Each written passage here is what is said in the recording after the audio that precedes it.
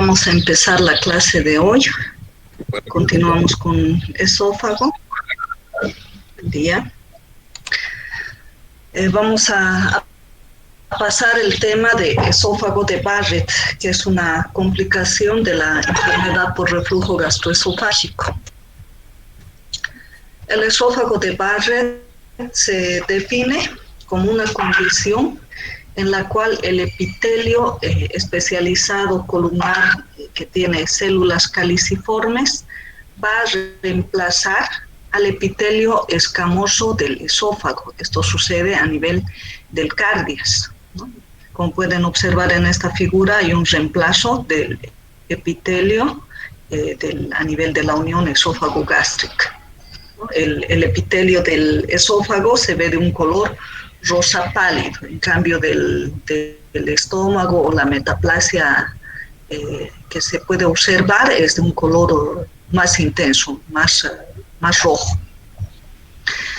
Este proceso metaplásico en la mucosa esofágica alterada se debe a un reflujo gastroesofágico crónico, donde el contenido, ya sea ácido o de bilis, o también enzimas pancreáticas, van a lesionar a nivel del epitelio esofágico, produciendo una alteración en la estructura de las células, ¿no?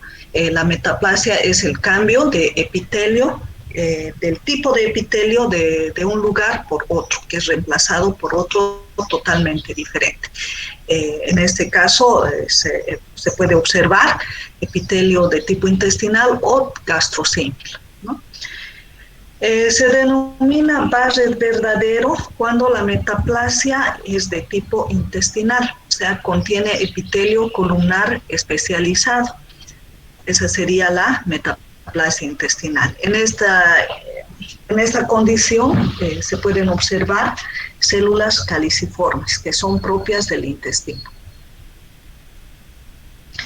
El esófago de Barrett constituye una lesión premaligna.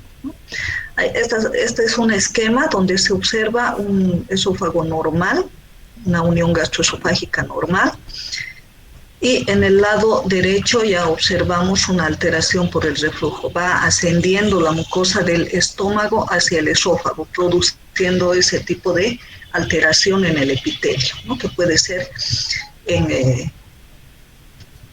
puede ascender en pliegues o puede haber también islotes.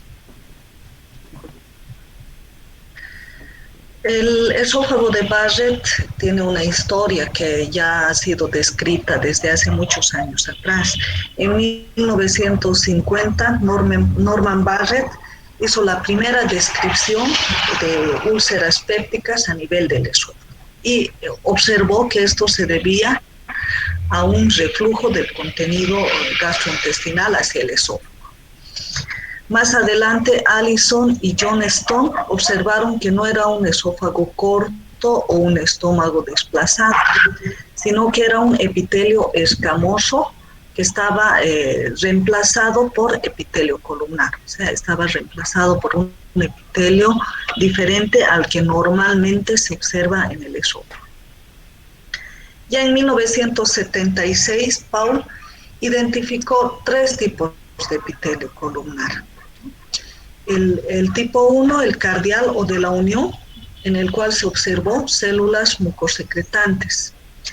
El de tipo fúndico, donde se observó células parietales y principales. Estos 2 tipos son del estómago, ¿no? Son células estomacales. Y por último, describió la metaplasia columnar o epitelio columnar especializado con células caliciformes. Este tipo de epitelio es propio del intestino delgado. En la epidemiología se observa que un 10 a 20% de los pacientes con enfermedad por reflujo gastroesofágico va a desarrollar esófago de Barrett. En Estados Unidos esta prevalencia alcanza a 18 por 100.000 habitantes. La historia natural del esófago de Barrett. Va a haber un reflujo gastroesofágico crónico.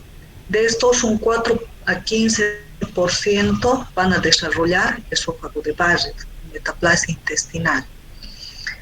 De estos que desarrollan metaplasia intestinal, el 67% van a evolucionar a una neoplasia intestinal de grado bajo. El 28% van a desarrollar neoplasia intraepitelial de grado alto. Y un 16% va a desarrollar un cáncer de esófago o un adenocarcinoma. Etiología. La etiología es principalmente debido a reflujo gastroesofágico o duodenal crónico. Existen factores que influyen en el desarrollo del esófago de Barrett, ¿no? Entre estos está el principal, es el reflujo gastroesofágico, que se debe a una hipotonía del esfínter esofágico inferior en forma de relajaciones transitorias. Va a haber una disfunción peristáltica acentuada a nivel del esófago, lo que va a favorecer que haya mayor reflujo. La asociación con hernia hiatal. La hernia hiatal va a predisponer a que el paciente tenga un reflujo. La disminución de la motilidad gástrica también hace que el contenido gástrico se quede estático a nivel del estómago y también va a predisponer a que haya reflujo. El descenso del factor de crecimiento epidérmico, mucinas, que son factores protectores de la mucosa, cuando disminuyen también va a favorecer que haya mayor lesión y formación de esófago de Barrett. Por último, la composición del contenido gástrico, el ácido o la acción de las enzimas de pepsina, lipasa, la bilis, también son componentes que van a hacer que el epitelio sufra un trastorno metaplásico con consecuente formación de esófago de Barrett. El reflujo duodenal es bastante frecuente en pacientes con anemia perniciosa o gastrectomía total. El reflujo duodeno-pancreático, que también puede estar presente en los pacientes, contiene sales biliares, enzimas pancreáticas, lisolecitina y otras sustancias que normalmente no deberían llegar al esófago.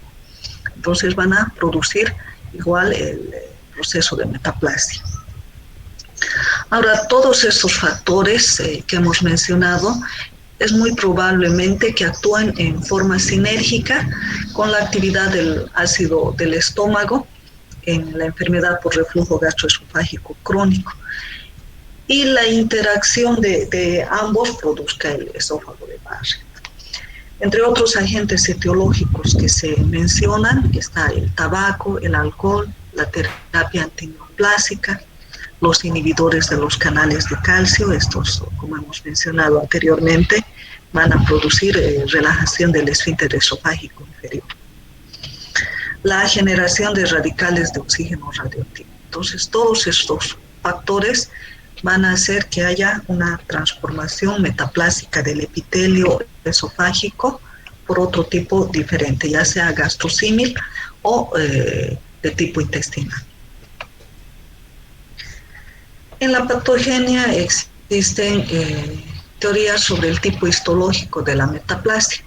Y estas teorías nos mencionan que la característica o el tipo histológico de la metaplasia depende de la característica dominante del reflujo. Si predomina un reflujo de tipo ácido péptico, vamos a tener un modelo metaplásico gastrosímil. Si el reflujo duodenal es el que predomina y también existe la presencia de la bacteria Helicobacter pylori, vamos a obtener una metaplasia de tipo intestinal que va a ser resistente a la bilis.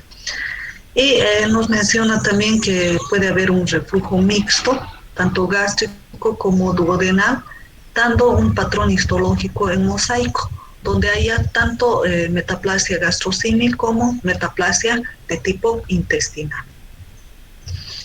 Ahora tenemos dos tipos de reflujo, de bajo nivel y de alto nivel. El de bajo nivel nos daría una metaplasia de tipo fúngica. Y de alto nivel ya nos produciría una metaplasia de tipo intestinal con intestinalización progresiva del epitelio del esófago y posteriormente la aparición de células caliciformes. Entonces, en la hepatogenia podemos mencionar que existe una expansión del comportamiento proliferativo hacia la superficie de la nueva mucosa, ¿no? Las células van a ser reemplazadas por otro tipo de epitelio que es diferente al que normalmente tiene. Y esto es inducido por un reflujo crónico. Entonces va a haber reclutamiento de células quiescentes, va a haber una citodinamia acelerada, lo cual va a llevar a la formación del esófago de Barrett. Posteriormente, displasia de bajo grado, una displasia de alto grado y finalmente un cáncer esofágico o adenocarcinoma. Para detectar el adenocarcinoma existen marcadores biológicos, ¿no? Que estos marcadores, sin embargo, no son 100% eficaces para el diagnóstico de adenocarcinoma. Entre ellos están el gen P53 y el P16, que son genes supresores tumorales, que pueden en algunos casos ser positivos y en otros negativos. Su negatividad no nos descarta la presencia de un cáncer de esófago. También pueden tener marcadores como los anticuerpos monoclonales de tipo MAB-1 positivos. La presentación clínica. La presentación clínica es la misma prácticamente que hemos mencionado en la enfermedad por reflujo gastroesofágico. El diagnóstico se realiza generalmente en la edad media o en adultos mayores, generalmente después de los 55 años. Esta enfermedad, esta patología es más frecuente en la raza blanca. Y este dato es importante saber. Un 25% de los pacientes no tenían síntomas de enfermedad por reflujo gastroesofágico. Y el otro porcentaje, un 75%, tenían síntomas de reflujo gastroesofágico crónico, pirosis retroesternal, regurgitación, disfagia, cialorrea y dolor de pecho no cardiogénico. Y para muchos de los pacientes pueden manifestarse también como complicaciones del reflujo gastroesofágico, como ulceraciones, hemorragia, estenosis, trastornos en la motilidad del esófago, acortamiento del esófago. El diagnóstico se realiza de manera endoscópica y mediante estudio histopatológico. En la endoscopía vamos a poder observar la línea de transición entre el epitelio esofágico y el epitelio gástrico. Esa línea se denomina línea Z, que cuando está desplazada no es regular, entonces ya vamos a sospechar de que haya un esófago de Barrett.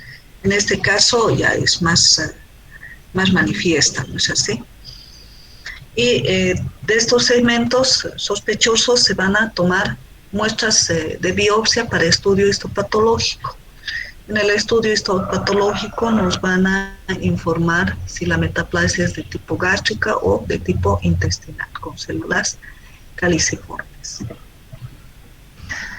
Ahora, un 15 a 20% de los pacientes que presentan Barrett es de segmento corto, ¿no? que se extiende menos de 3 centímetros del área de la línea Z.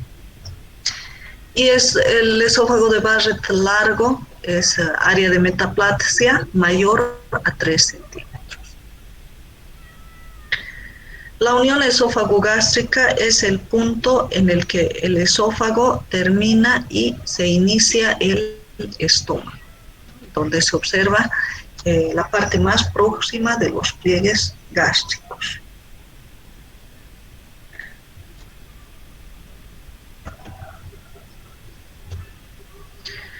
Existen criterios diagnósticos del esófago de Barrett. Entre estos criterios, el endoscopista tiene que documentar la presencia de un epitelio columnar a nivel del esófago distal. El estudio histopatológico nos debe demostrar que existe una metaplasia intestinal especializada con presencia de células caliciformes. Y la displasia, ya hablamos de displasia cuando existe un cambio celular epitelial aneoplásico que no se extiende dentro de la lámina propia y no tiene poder o potencial de metastización. ¿Ya? La displasia no sobrepasa la lámina propia, ¿no?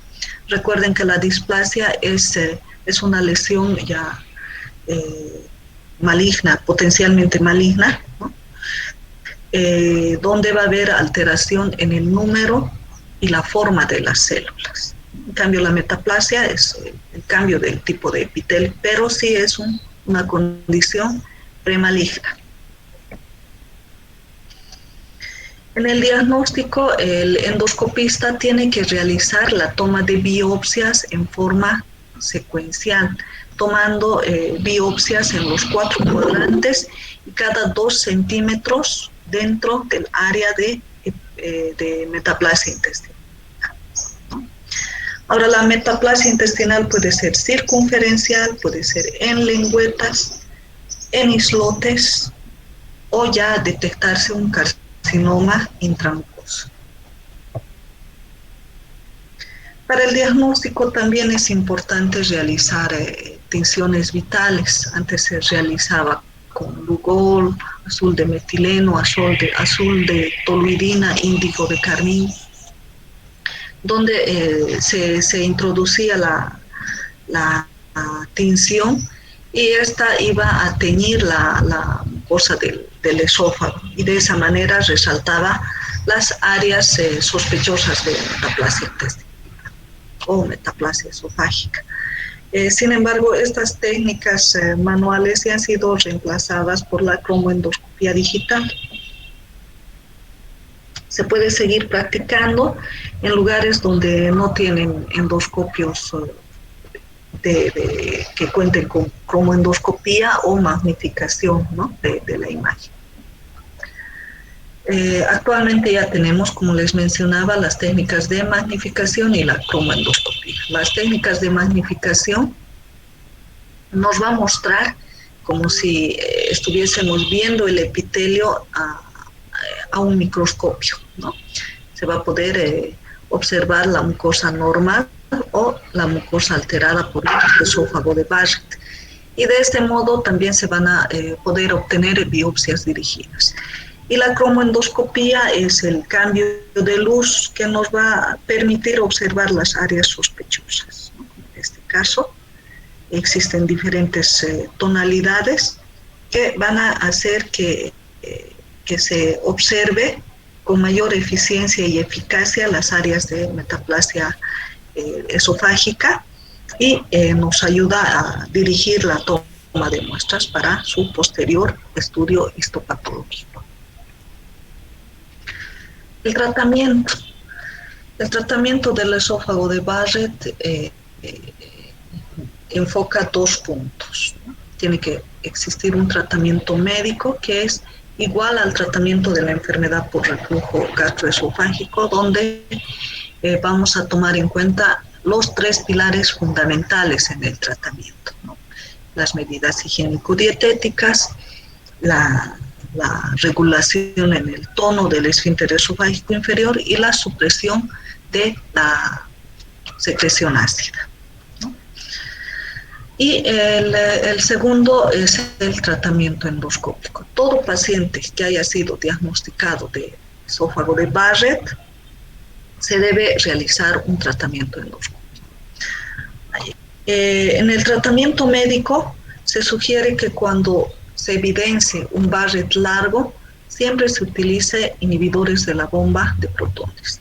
En cambio, en el Barrett corto se puede utilizar bloqueadores H2 de la histamina. Sin embargo, los IBPs son los que se eligen de preferencia para la inhibición de la secreción ácida. Ahora, en el tratamiento endoscópico tenemos diferentes terapias de ablación de la metaplasia intestinal. O sea, se va a erradicar las áreas de metaplasia intestinal y esto va a permitir que haya una reepitelización de la mucosa a expensas del epitelio propio del esófago. Y siempre estas terapias endoscópicas se va a hacer en combinación con tratamiento antirreflujo. Estas son las medidas higiénico-dietéticas que ya hemos mencionado en la anterior clase. Evitar comidas copiosas, es preferible comer menos de 5 veces al día, no abusar de alimentos grasos, chocolate, del café, bebidas con gas, alcohol, menta y cítricos. No hay que recostarse inmediatamente después de comer, se debe dormir preferentemente del lado izquierdo, evitar el sobrepeso, practicar ejercicio físico, no fumar. Y otra medida eficaz para el reflujo es elevar la cabecera de la cama. Esto se puede hacer con algún elemento en la cabecera de la cama o con almohadas antirreflujo. El tratamiento endoscópico. Aparte de la ablación endoscópica, se pueden practicar la gastroplicatura endoscópica. Esto con la finalidad de evitar el reflujo esofágico en estos pacientes, ¿no? Esto se logra mediante una sutura endoscópica en la unión esófago-gástrica. También existe otro método que utiliza la energía de radiofrecuencia, se denomina Stretta, que está basado en uso de radiofrecuencia a nivel de la unión esófago-gástrico. Esto con la finalidad de reducir las relajaciones espontáneas del esfínter esofágico inferior y de esa forma se evita el reflujo. También otro método es la inyección de polímeros. Se denomina Enterix y esto tiene la finalidad de alargar la zona del esfínter esofágico inferior. Ahora, en las técnicas de ablación endoscópica se utilizan diferentes elementos, ¿no? Está el NJ, Jack láser, el láser argón, la electrocoagulación multipolar, el PDT y el APC, ¿no? Todos estos van a ser aplicados a nivel del área de metaplasia. Es como producir una quemazón a ese nivel, se va a destruir todas esas células metaplásicas. Y esto tiene el objetivo de eliminar o reducir la evolución hacia displasia y disminuir el riesgo de cáncer. También tiene la finalidad de reducir o eliminar el seguimiento del esófago de Barrett. Sin embargo, todo paciente que va a estas técnicas hay que hacerle seguimiento. El seguimiento de los pacientes con esófago de Barrett. Cuando el paciente no tiene displasia, se debe realizar endoscopia digestiva cada 3 a 5 años. ¿No? Se le debe explicar al paciente que hay que hacer un seguimiento. Y hay que indicarle el tratamiento antirreflujo junto a tratamiento de ablación. En pacientes que tienen displasia de bajo grado, se debe realizar endoscopia cada 6 meses durante el primer año y luego cada año. Instaurar el tratamiento antirreflujo y el tratamiento de ablación endoscópica. Si el paciente tiene con displasia de alto grado, se debe realizar endoscopia cada 3 meses hasta detectar cáncer invasivo. Y se debe realizar terapéutica, ya sea con fotodinámica, resección mucosa endoscópica o tratamiento quirúrgico mediante una esofaguectomía. El tratamiento quirúrgico es la fundoplicatura, la gastroplastía y la esofaguectomía. Es la técnica laparoscópica de Nissen, donde el fondo del estómago se va colocar alrededor del cardias. De esa manera se va a evitar que haya reflujo gastroesofágico. ¿Cuáles son las indicaciones del tratamiento quirúrgico? Se indica en pacientes refractarios a tratamiento médico, cuando la sintomatología es recurrente después de que el paciente ha tenido un tratamiento bien llevado, con todas las pautas. Si el paciente tiene dependencia a dosis mayores de drogas acidosupresoras, también es otra indicación de tratamiento quirúrgico. Cuando hay progresión o enfermedad persistente pese al tratamiento. Y en pacientes jóvenes dependientes de un tratamiento de por vida. Entonces, en todos estos casos va a tratamiento quirúrgico. También pacientes con patología laringopulmonar, pacientes con enfermedad crónica de otro origen de resolución, por ejemplo, colelitiasis. Cuando el paciente tiene hernia hiatal con reflujo patológico, el tratamiento es quirúrgico. Cuando existe una hernia severa complicada con estenosis, úlcera y Barrett, también el tratamiento es quirúrgico. Estas son imágenes de lo que es la displasia en el esófago de Barrett y cáncer esofágico. En el cáncer ya se ve una mucosa totalmente alterada con áreas de estenosis, es una mucosa irregular, fácilmente sangrante. Aquí se observa una imagen vegetante, un carcinoma micótico de esófago. Bueno, eso sería todo en cuanto al tema de esófago de Barrett. Gracias por su atención. Si tienen alguna duda. Doctora, buen día. Una consulta. La clase anterior se cortó la señal, pero usted hablaba en relación al reflujo gástrico. Generaba ciertas patologías como faringoamigdalitis y amigdalitis, y eso quería consultarle porque no entendí. Justamente no sé si se cortó mi internet o fue su clase que terminó.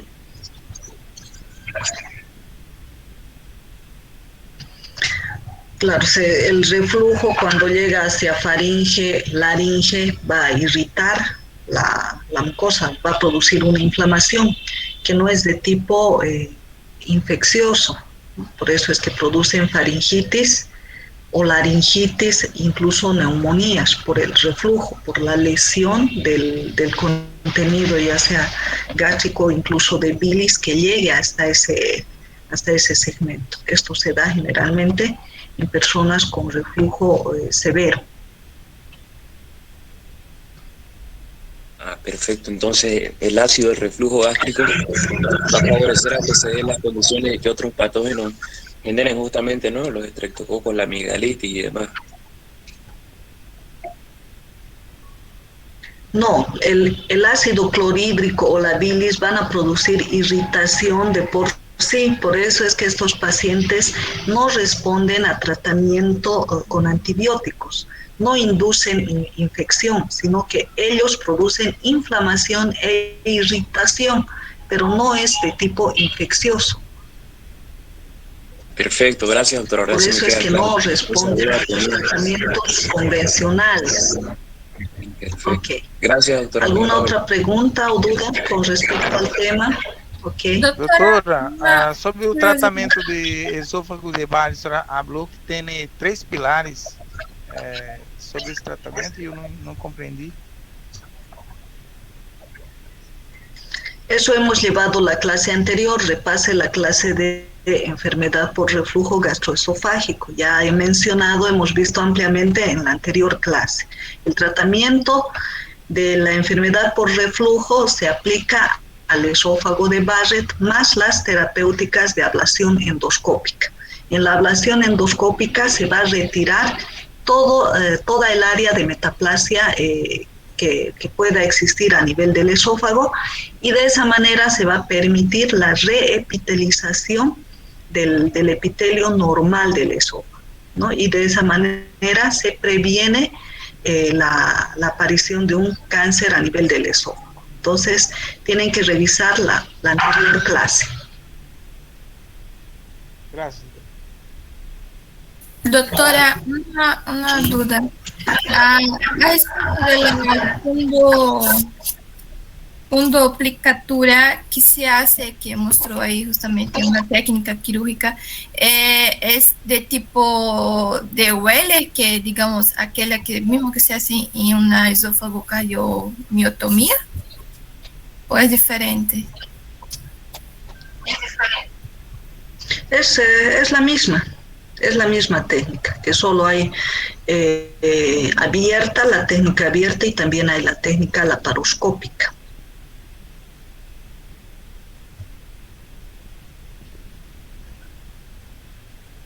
Gracias, doctora. Perdón, ¿me dijiste miotomía de Keller? Es que hay no es la misma de la miotomía de Keller, por si acaso. No es la misma que la miotomía de Keller. La miotomía es más bien para producir relajación a nivel del esfínter esofágico inferior. En cambio, la técnica de Nissen o fundoplicatura es el desplazamiento del fondo del estómago sobre el cardias para evitar el reflujo. Creo que estás confundida ahí. Sí, doctora, esa era mi duda, no estaba entendiendo bien. No te escuché bien. Ok. ¿Alguna otra duda?